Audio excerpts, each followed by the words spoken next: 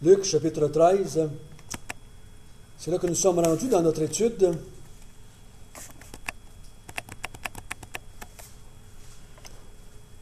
Et cette étude qu'on a commencée la semaine passée parlait de la repentance. Et nous allons la continuer parce qu'on n'a pas eu le temps de terminer tout à fait ce chapitre de Luc, chapitre 13.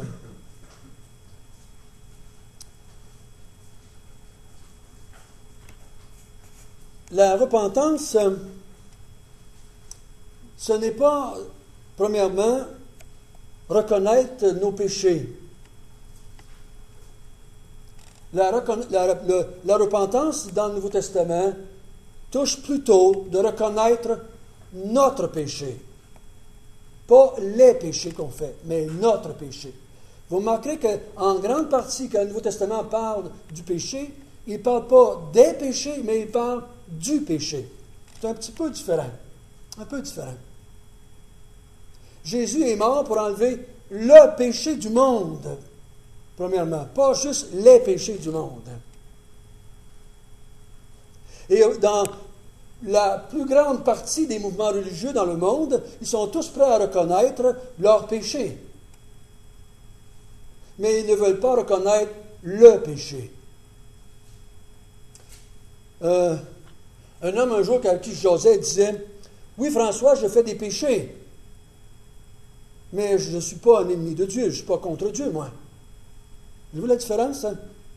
Pour lui, le péché, c'était parallèle comme ça. C'était « Je fais du mal à Michel, je fais du mal à Daniel, je fais du mal à mon épouse, je fais du mal à des gens autour de moi. » Le péché, c'était ça. Mais le péché, pour lui, n'était pas vertical. Mais le péché, c'est premièrement vertical. C'est quelque chose contre Dieu. Et la repentance touche le vertical, qui va avoir un effet sur l'horizontal. Mais beaucoup de mouvements religieux veulent régler le problème horizontal, ils ne règlent jamais le problème vertical et ça ne change rien. Vous pouvez, après avoir trompé votre femme, vous pouvez peut-être lui donner une fleur, mais ça ne réglera pas le problème de l'avoir trompé si vous ne le réglez pas. « Ah, je t'offre une fleur, tu es bien gentil, merci. » Mais tu n'as pas réglé le problème d'avoir trompé, donc ça ne va pas régler la relation. Et la repentance, c'est un problème, premièrement, entre Dieu et l'homme, un problème de relation. C'est pour ça que dans l'Ancien Testament, ce que nous avons vu ensemble la semaine passée, que dans l'Ancien Testament, on n'emploie pas le mot repentance, on emploie le mot quoi? Dieu dit des centaines, si ce n'est pas des milliers de fois, « Revenez à moi, vous m'avez abandonné pour d'autres dieux. Revenez à moi, revenez à moi. » Il va dire ça des milliers de fois au peuple d'Israël. « Revenez à moi, vous vous êtes détournés de moi, vous vous êtes éloignés de moi, vous m'avez abandonné, vous m'avez rejeté. Revenez à moi. » Donc la repentance, ça ne touche pas premièrement des actes que je fais contre les lois de Dieu. La repentance, c'est que j'admets que je suis contre Dieu et que je me suis détourné de Dieu. Dieu est là, puis moi je m'en vais par là et je fais ce que je veux quand je veux. La repentance, c'est que je me retourne et je vais vers Dieu pour le servir. Ça va influencer les péchés que je fais. Mais il faut que je fasse d'abord le retour vers Dieu. Et c'est ce que Jésus enseigne, c'est ce que les apôtres enseignent, c'est ce que le Nouveau Testament enseigne. Revenez à moi, repentez-vous et revenez vers Dieu. C'est pour ça que Paul va dire, je pense que c'est aux Corinthiens, détournez-vous de vos idoles, tournez-vous vers Dieu pour le servir. Il ne dit pas arrêtez de faire certains péchés, mais il dit tournez-vous vers Dieu pour le servir. Donc c'est ce qu'on a vu un peu la somme, c'est pour ça que la repentance, c'est ça. Il faut faire attention à ce que Paul va parler avec les Corinthiens. Il dit ceci.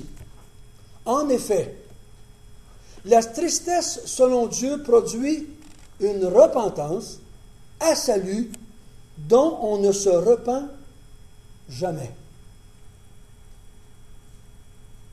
Donc, il y a une autre forme de repentance que Paul dit, tandis que la tristesse du monde produit la mort. Il y a des gens qui sont tristes face à leur péché. mais ça ne produira jamais la vie. Paul dit aux Corinthiens, faites attention que votre tristesse soit une tristesse qui va produire la vie. Une tristesse qui va produire la repentance à salut, une repentance dont on ne se repent jamais. Donc, cette forme de repentance dont on parle ce matin, c'est une repentance qui nous amène vers le salut de nos âmes, dont on ne se repent jamais. Cette repentance-là ne va jamais être inversée dans la vie du croyant. Parce que c'est quelque chose que Dieu va produire en lui. C'est une tristesse face à notre relation avec Dieu. Dieu va nous donner la repentance, et cette repentance-là qui nous donne, nous tourne vers lui pour l'éternité. C'est pas que je me tourne un matin, puis le matin je ne suis plus, puis l'autre matin je le suis, puis l'autre matin je ne suis pas. Non, non, je me suis tourné vers Dieu, et c'est pour toujours. Ça ne veut pas dire que je ne fais plus de péché, mais je me suis tourné vers Dieu pareil, pour toujours. Et c'est cette repentance-là dont on parle, dont on a parlé la semaine passée. Ce n'est pas de cette tristesse. Certains mouvements religieux vont souvent mettre beaucoup en j'écoutais le témoignage d'une personne, dans son témoignage, ce qui ressortait, c'est qu'elle avait beaucoup pleuré. Et parce qu'elle avait beaucoup pleuré, pour elle, elle était sauvée. Mais je ne suis pas sûr. Je ne suis pas sûr si tu n'as pas compris l'Évangile. Je ne suis pas sûr si tu n'as pas vécu la repentance. Parce qu'il y a une forme de tristesse que dans beaucoup de mouvements religieux, on est triste des péchés qu'on a faits. Mais on n'est pas triste d'avoir abandonné Dieu. Il y a des gens qui vont dire, moi j'ai toujours aimé Dieu, toute ma vie j'ai aimé Dieu. Ils n'ont jamais compris qu'ils étaient contre Dieu. Ils n'ont jamais compris qu'ils n'étaient pas avec Dieu, qu'ils devaient faire un mouvement un jour de dire, je pensais que j'aimais Dieu, je pensais que j'allais vers Dieu, mais non, il faut que je me tourne et j'aille vers Dieu. Et on a vu la semaine passée, dans notre premier point, versets 1 à 5, dans Luc, que Jésus va dire que la repentance, c'est pour tout le monde. Personne ne fait exception. Personne dans le monde existe qui n'a pas besoin de se repentir. On a vu ensemble que les Juifs qui se pensaient meilleurs, les Juifs de Jérusalem qui se pensaient meilleurs que les Juifs de Galilée, ils pensaient que les Juifs de Galilée avaient besoin de se repentir. Jésus dit, oui, ils ont besoin de se repentir, vous avez bien raison. Ils ont besoin. Et s'ils ne se repentent pas, ils vont tous périr. Mais il se tourne vers eux, mais il dit, les Juifs de Jérusalem aussi ont besoin de se repentir. Il dit, vous autres aussi, vous avez besoin de vous repentir. Tous les Juifs et tous les Québécois ont besoin de se repentir, de prendre cette décision-là un jour dans leur vie, de se tourner vers Dieu. Tout le monde a besoin de prendre cette décision-là. Le mot dans l'original, dans la langue grecque, c'est le mot métanoia, méta. C'est le même mot dans le français, métamorphose. Méta qui veut dire un changement. Métamorphose, c'est un changement dans la forme. Un papillon subit une métamorphose. Il passe de la chenille à papillon. Dieu dit maintenant, je veux que vous fassiez une transformation dans votre pensée. Parce que le mot noia, c'est la pensée, la connaissance. Il dit, vous devez, dans votre tête, faire un changement. Changer d'idée. C'est ce que l'apôtre Pierre va dire aux Juifs quand il va prêcher, dans Acte 2. Repentez-vous, changez d'idée. Vous avez crucifié le Messie, vous allez devoir changer d'idée. Le Messie, c'est celui que Dieu avait envoyé pour vous sauver et vous l'avez tué.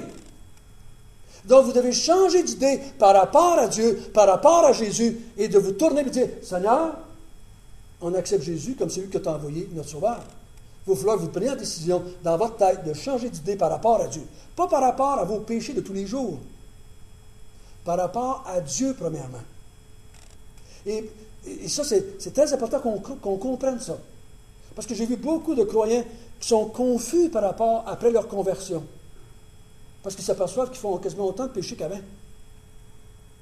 Puis ils pensaient que le fait qu'ils s'étaient repentis de leur péché, qu'ils n'auraient plus. Mais non, ils s'aperçoivent qu'il y en a encore.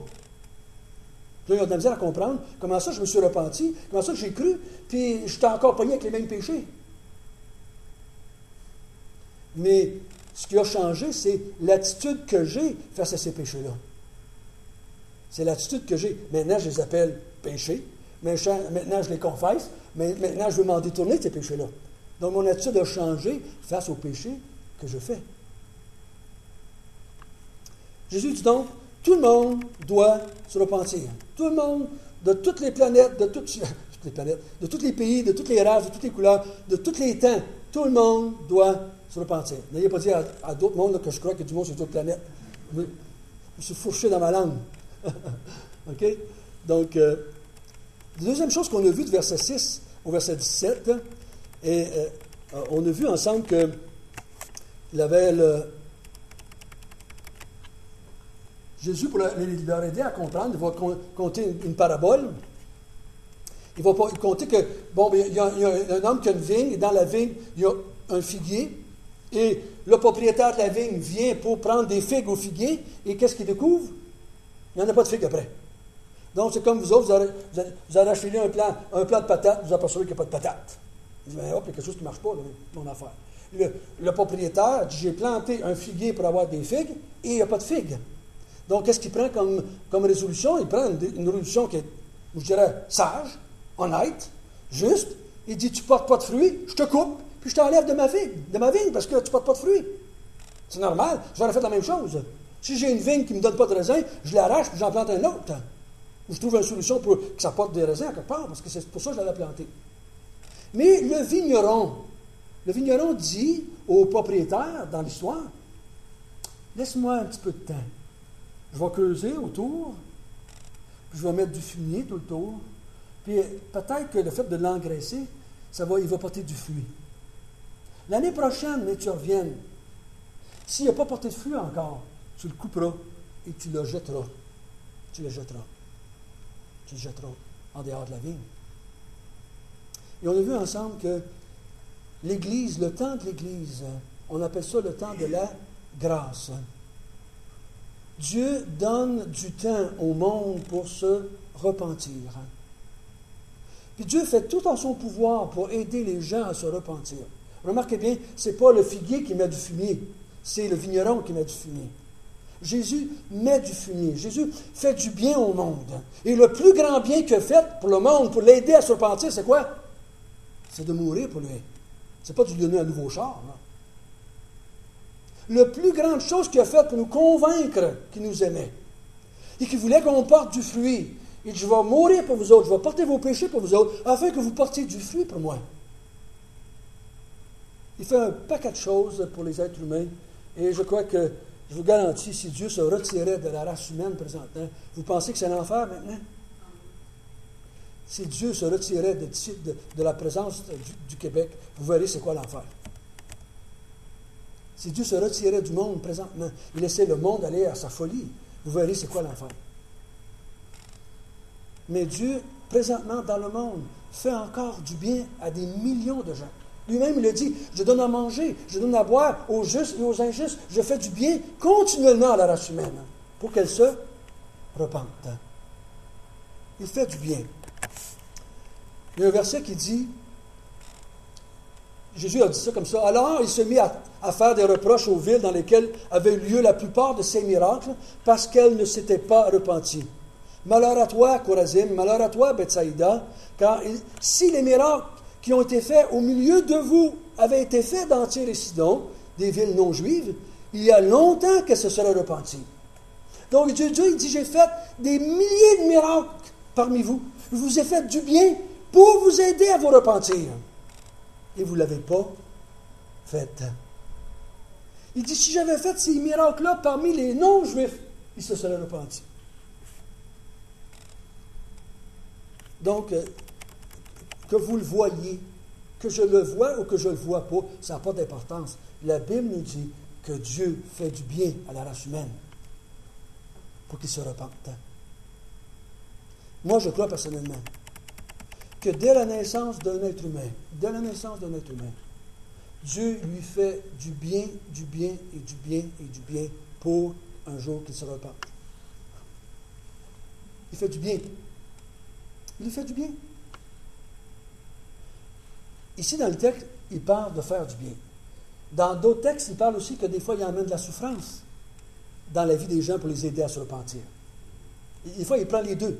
Dans le texte ici, il parle de fumier, d'engraisser, de faire du bien. Et c'est correct. Dans l'autre histoire qu'on a vue la semaine passée, c'était la femme bossue. Il prend la femme bossue et il la délivre de sa maladie. Il dit, Satan la tenait liée. Je la délivre de Satan. Je la délivre de ce Satan qui la tenait liée. Et cette femme-là, aussitôt qu'elle est délivrée, elle se vient vers Jésus, puis elle loue Dieu. Elle fait ce qu'elle était. Elle était sauvée pour. Elle était délivrée pour glorifier Dieu. En se revirant, elle glorifie Dieu. Dieu dit maintenant, voyez-vous, je l'ai fait du bien, et qu'est-ce qu'elle fait? Elle me glorifie. C'est ça qu'il veut de nous autres. Il dit, je vous fais du bien, je veux que vous me glorifiez. C'est tout ce que je vous demande. Dites-le que c'est moi qui vous ai fait du bien. Dites-le.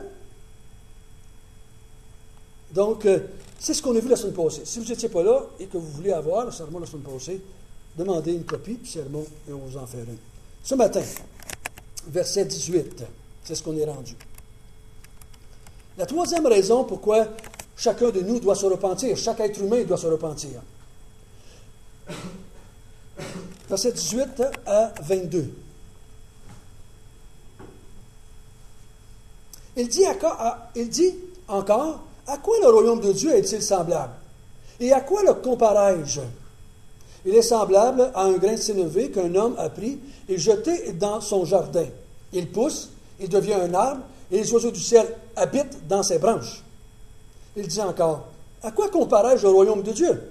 Il est semblable à du levain qu'une femme a pris et mis dans 3 mesures de farine pour faire lever toute la pâte. Jésus traversait les villes et les villages, enseignant et faisant route vers Jérusalem. Quelqu'un lui dit, Seigneur, n'y a-t-il que peu de gens qui soient sauvés? Il leur répondit, efforcez-vous d'entrer par la porte étroite, car je vous le dis, beaucoup chercheront à entrer et ne le pourront pas. Quand le maître de la maison sera levé et qu'il aura fermé la porte, et que vous, étant dehors, vous commencez à frapper à la porte en disant, Seigneur, Seigneur, ouvre-nous. Il vous répondra, je ne sais d'où vous êtes. Alors, vous mettrez à dire, nous avons mangé et bu devant toi, et tu as enseigné dans nos rues. Il répondra, je vous le dis, je ne sais d'où vous êtes. Retirez-vous de moi, vous tous, ouvriers d'iniquité. C'est là qu'il y aura des pleurs et des grincements de dents, quand vous verrez Abraham, Isaac et Jacob et tous les prophètes dans le royaume de Dieu, et que vous serez jetés dehors. Il en viendra de l'Orient et de l'Occident, du Nord et du Midi, et ils se mettront à table dans le royaume de Dieu. Et voici, il y a des derniers qui seront les premiers, et des premiers qui seront les derniers. La vérité, je pense, de ce texte, c'est la repentance est une porte pour entrer dans le royaume de Dieu. La repentance est une porte pour entrer dans le royaume de Dieu. Du verset 18 à 22, Jésus nous parle comment le royaume de Dieu va prendre place dans le monde. Comment le royaume de Dieu va s'enraciner dans le monde, si je peux dire ça comme cela. Et au détriment des Juifs. Savez-vous pourquoi les Juifs ont rejeté Jésus? Parce que Jésus n'a pas mis en place le royaume de la façon que les autres auraient voulu que ça se fasse. Les autres auraient voulu que Jésus arrive sur son cheval blanc, avec son armure ruisselante et son épée flamboyante, et qu'il parte en guerre contre l'Empire romain. C'est ça qu'il aurait voulu qu'il fasse. Et là, il aurait dit, waouh, voilà, notre Sauveur vient, il va nous délivrer de nos ennemis, il va nous délivrer de l'Empire romain, et maintenant, il va nous établir, nous, comme étant le royaume de Dieu. Jésus ne fait pas ça. Au contraire, il dit quoi ici? Il dit au verset 19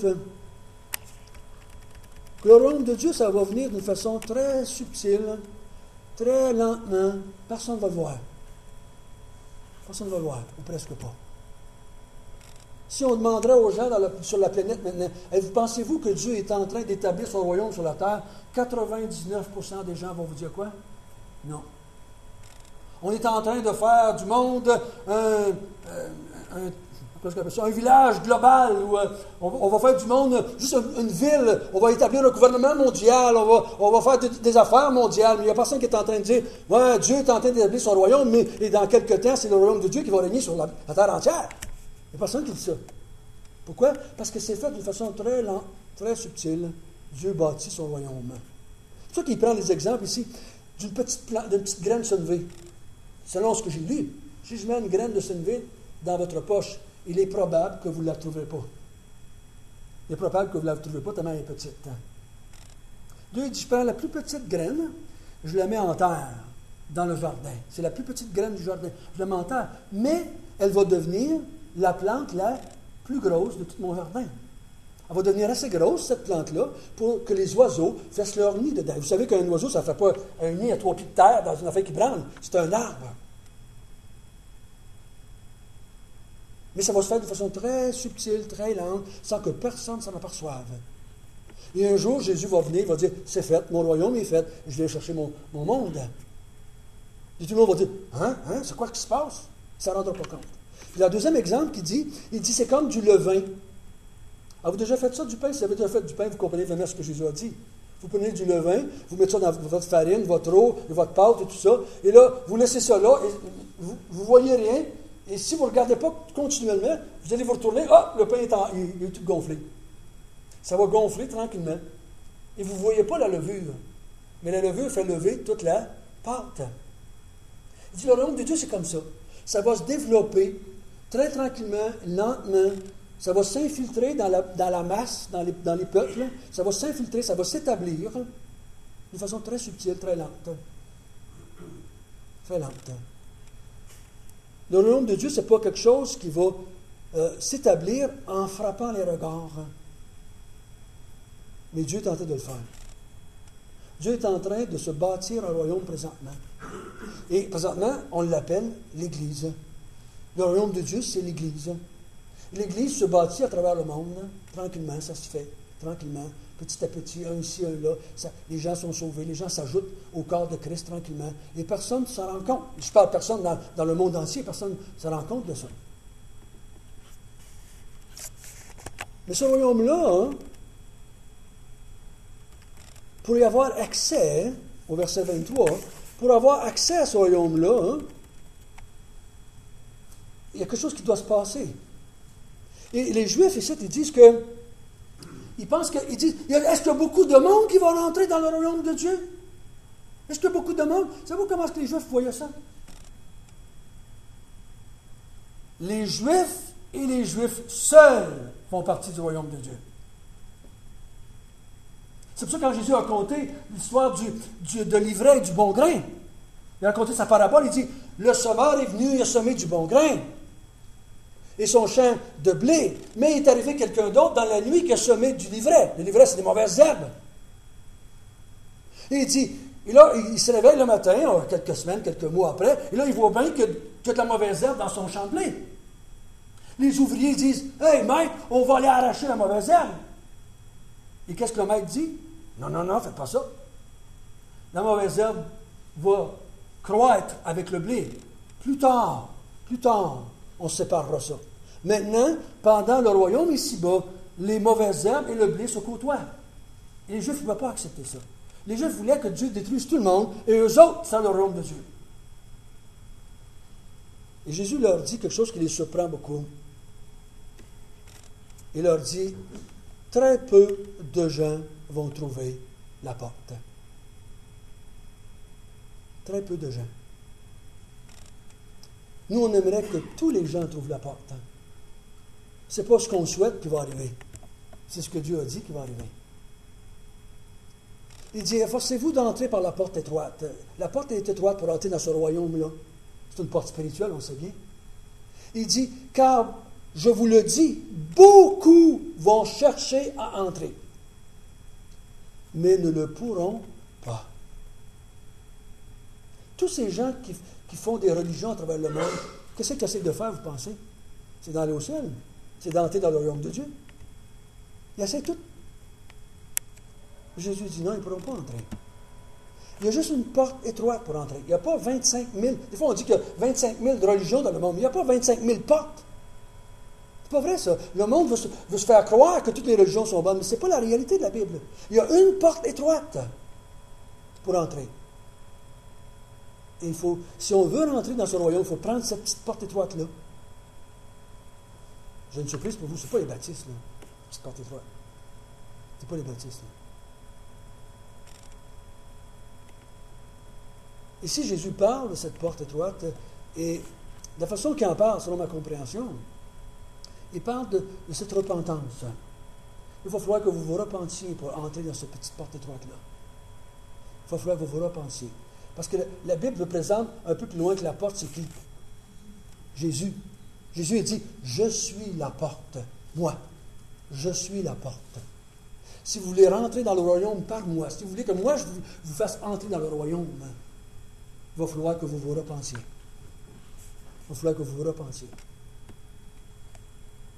Sans ça, vous ne rentrerez pas. Et la plupart des gens essayent, comme on dit en québécois, de gagner leur ciel, au lieu de laisser Jésus le gagner pour eux.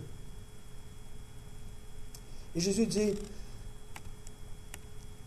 un jour le maître va venir et va fermer la porte. Il va fermer la porte. Il va dire, c'est fini maintenant, c'est terminé, il n'y a plus de temps, c'est fini.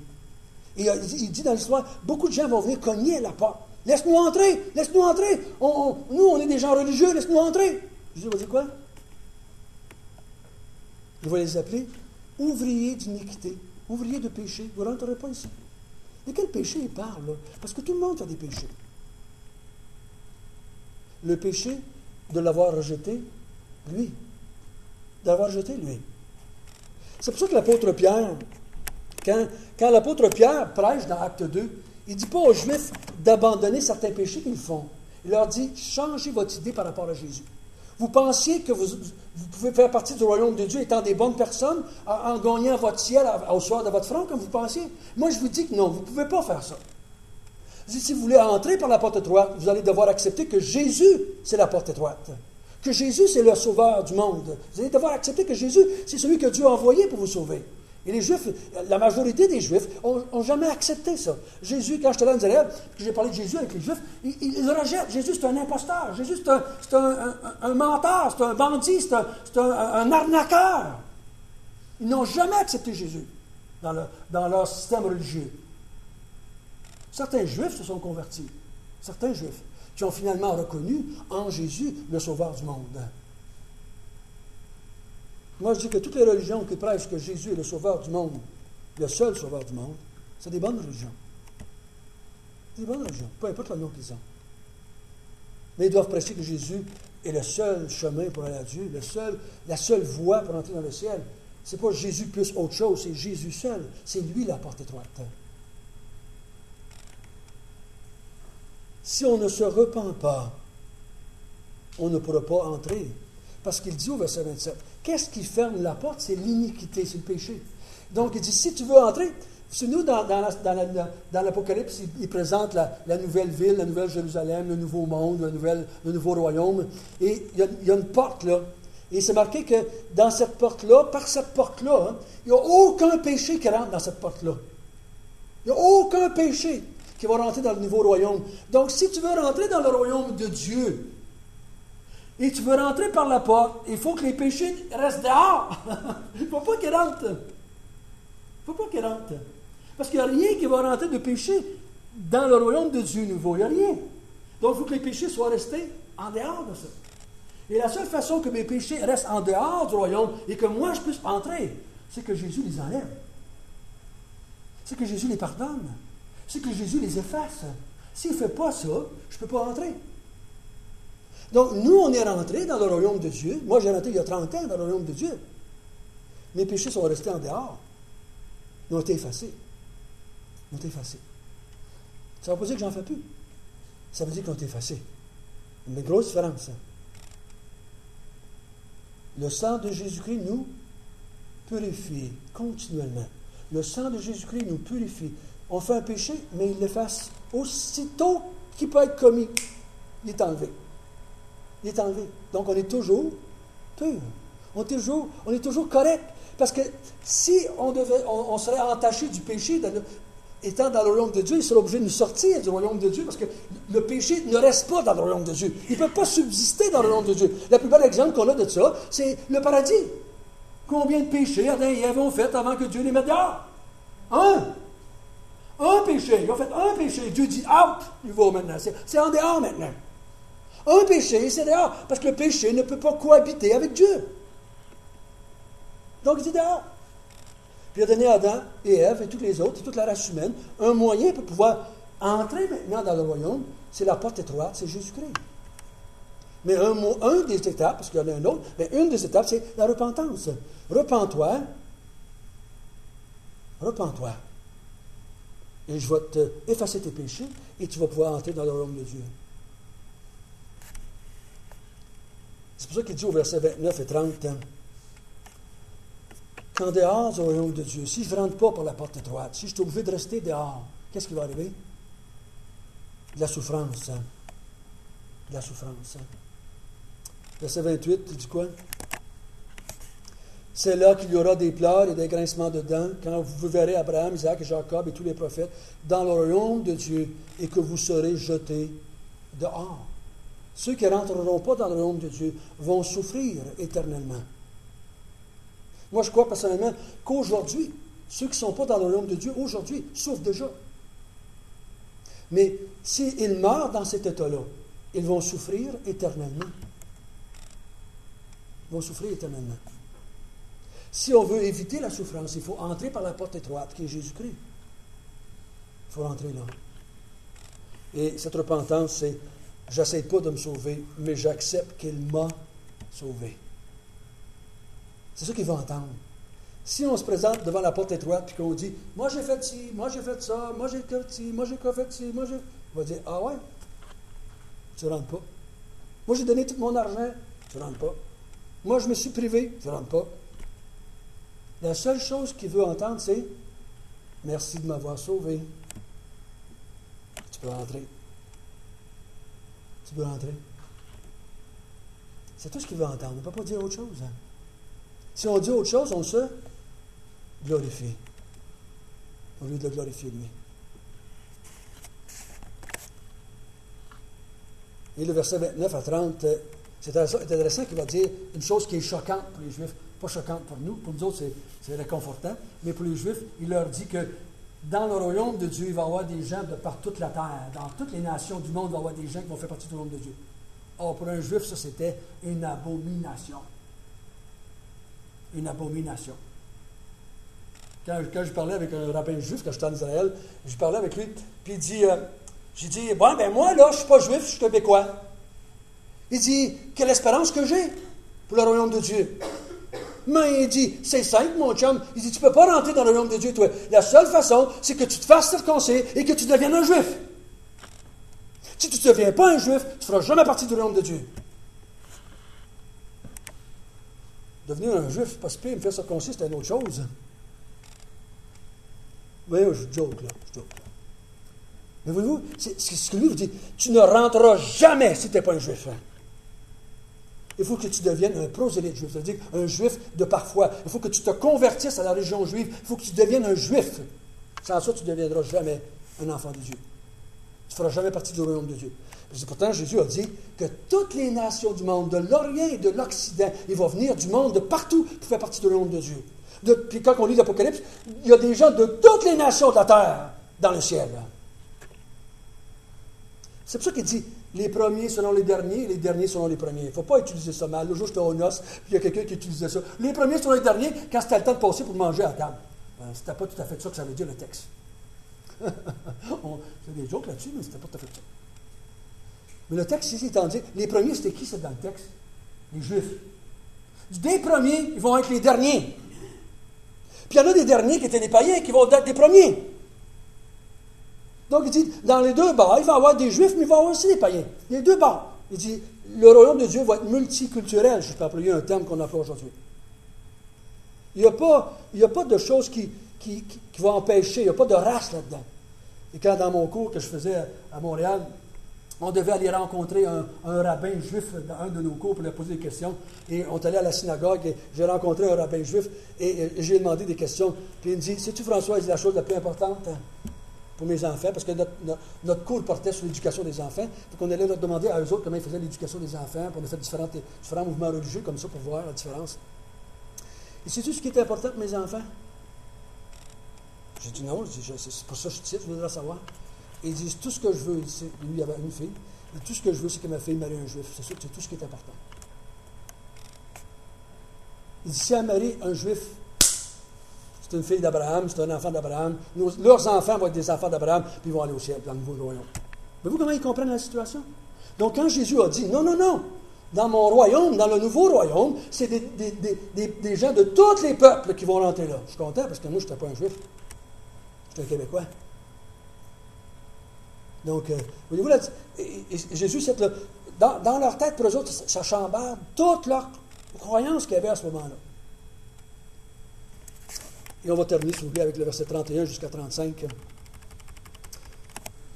31 jusqu'à 35.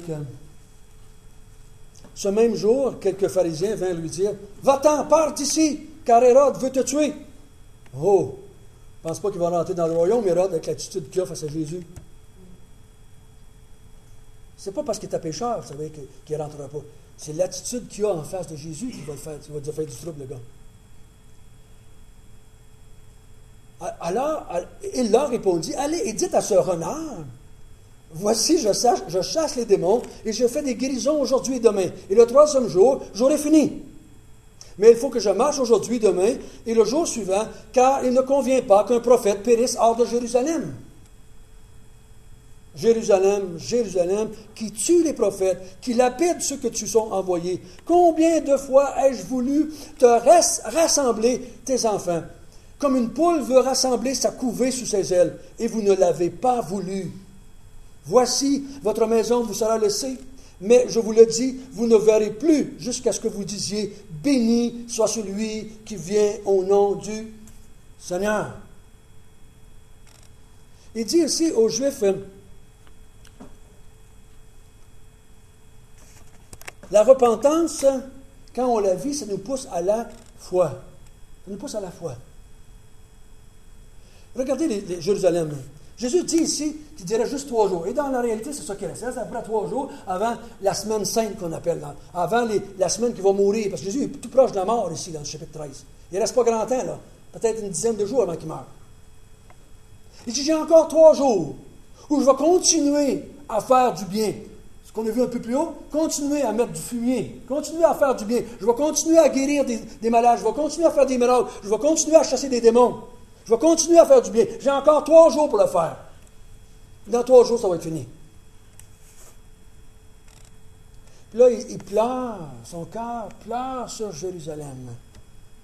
Puis il dit, « Et Jérusalem, Jérusalem, Jérusalem. » Ça fait des millénaires. Là, Jésus ne parlait pas juste de lui. Il dit, ça fait des millénaires, Jérusalem, que je veux te sauver. Ça fait des millénaires que je t'envoie des prophètes et tu as tué les prophètes que je t'envoyais. Je t'ai envoyé des gens pour te parler de moi et tu les as tous tués. Et bientôt, tu vas tuer même le Fils de Dieu. Tu vas tuer même le Fils de Dieu. J'ai voulu te rassembler. J'ai tout fait en mon pouvoir, si je peux le dire de même. J'ai tout fait pour te rassembler. J'ai tout fait pour te montrer que je t'aimais. J'ai tout fait pour te dire que je voulais te sauver. J'ai envoyé des prophètes par centaines depuis des milliers d'années. Je t'ai écrit une Bible pour que tu le saches. Je t'ai tout donné pour que tu le saches. Mais tu les as tués un après l'autre. Un après l'autre, un après l'autre, un après l'autre. Tu les as tués. Et finalement, dans l'histoire de la vigne, le vigneron envoie son fils. Dieu envoie son fils, Jésus, sur la terre. Et qu'est-ce que la race humaine fait? Elle le tue aussi.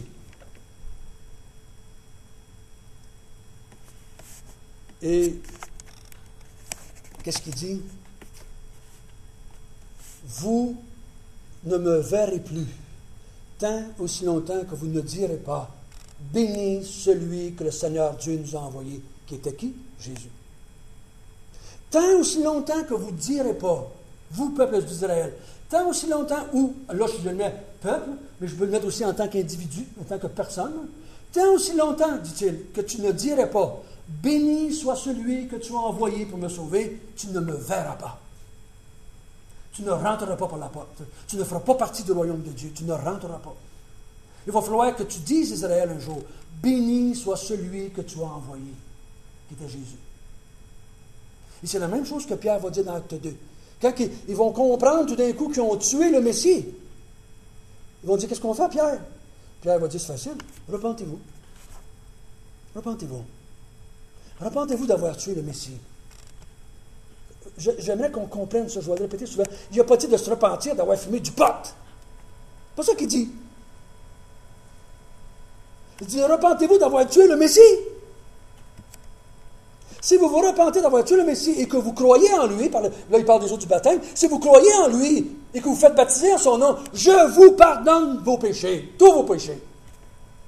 Je vous les pardonne tous, même celui de l'avoir tué. Vous voyez, la repentance, c'est vraiment important. C'est essentiel dans la vie. C'est essentiel pour l'être humain. Il doit se repentir. Se tourner vers Dieu et de crier à Dieu, je peux dire ainsi, Je te bénis que tu as envoyé quelqu'un pour me sauver, puis je n'aurais jamais été capable de le faire. Je n'aurais jamais été capable de le faire. Et quand on se repent, qu'on reconnaît notre incapacité, savez-vous qu'est-ce qu'il reste à faire après ça? Et on crie, Seigneur, sauve-moi. On croit après ça. La repentance va engendrer la foi. Tant que je ne me suis pas repenti, je n'ai pas besoin de croire. Pourquoi je croirais si je ne me suis pas repenti? Si je n'ai pas besoin d'être sauvé, pourquoi je demanderais de me sauver? Voyez-vous ça? Quand on n'est pas malade, on ne va pas voir le médecin. Je connais des milliers de personnes qui vont à Dieu, mais ils ne se repentent pas. Qu'est-ce qu'ils font faire? Ils vont à Dieu pour que Dieu les serve.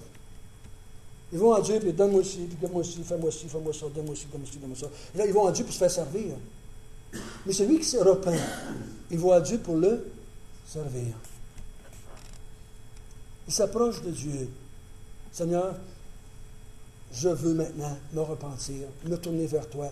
Je veux te servir et je crois que Jésus est mort pour moi sur la croix pour effacer tout ce péché-là.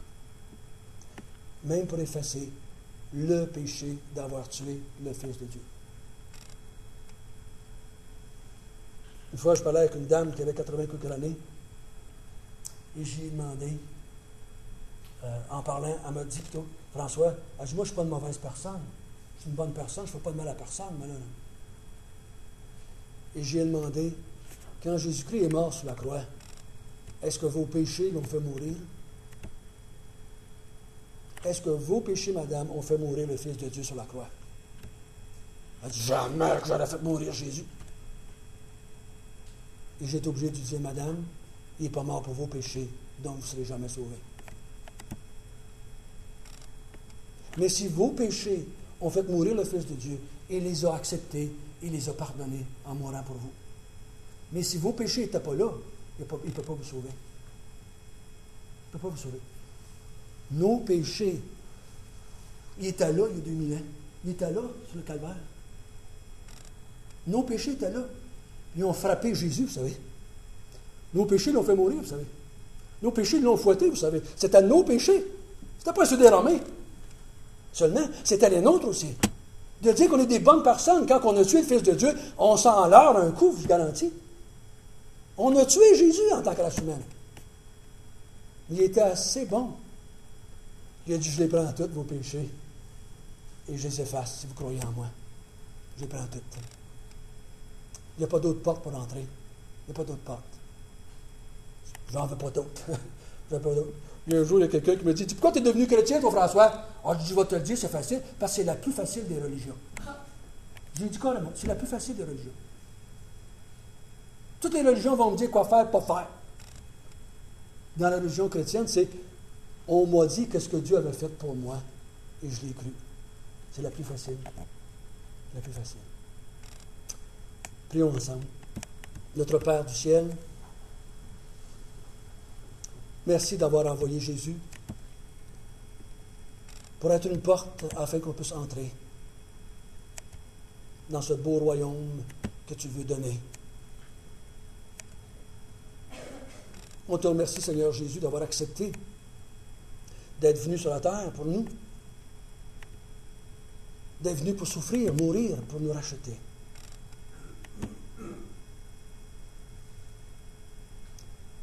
Seigneur, je sais par expérience, et je sais aussi par les Écritures, que la repentance, tu dois la donner. Ce n'est pas dans notre cœur, tu dois la donner.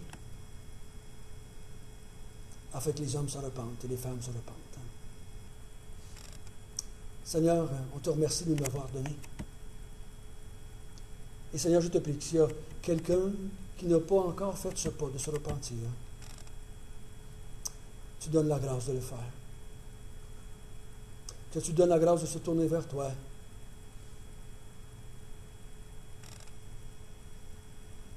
Et de croire que tu as envoyé Jésus pour le sauver.